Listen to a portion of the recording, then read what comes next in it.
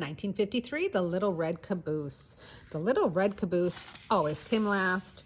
First came the big black engine puffing and chuffing. Then came the box cars, and then the oil cars, then the coal cars, then the flat cars, and sometimes they were switched around in different ways. But the Little Red Caboose always came last. Boys and girls waved at the big black engine. They listened to the box cars and the oil cars and the coal cars and the flat cars go clickety-clack. But by the time the Little Red Caboose came along, the boys and girls were turning away because the Little Red Caboose always came last. "Oh, smoke," said the Little Red Caboose. "I wish I were a flat car or a coal car or an oil car or a box car so boys and girls would wave at me.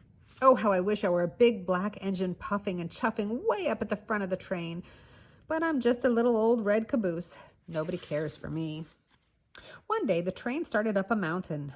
Up went the big black engine, up went the box cars, up went the oil cars, up went the coal cars, up went the flat cars, up went the Little Red Caboose.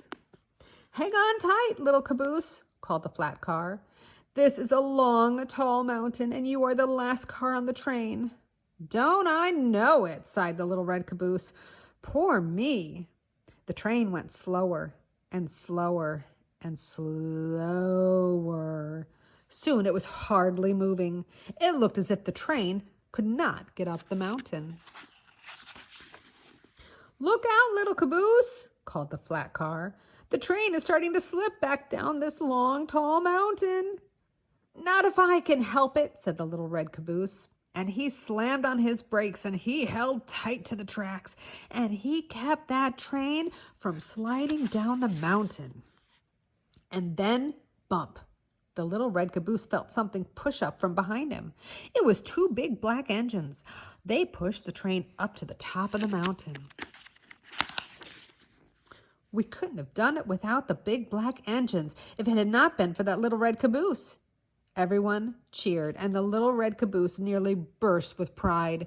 Now children waved at the big black engines and all the cars. But they saved their biggest waves for the Little Red Caboose because the Little Red Caboose saved the train.